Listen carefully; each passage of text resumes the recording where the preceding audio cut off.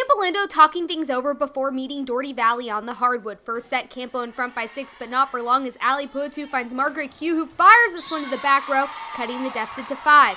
The Cougars not slowing down. Kelly Worth passes it to Kirsten Sibley, and she will take a big swing at it and find the gap.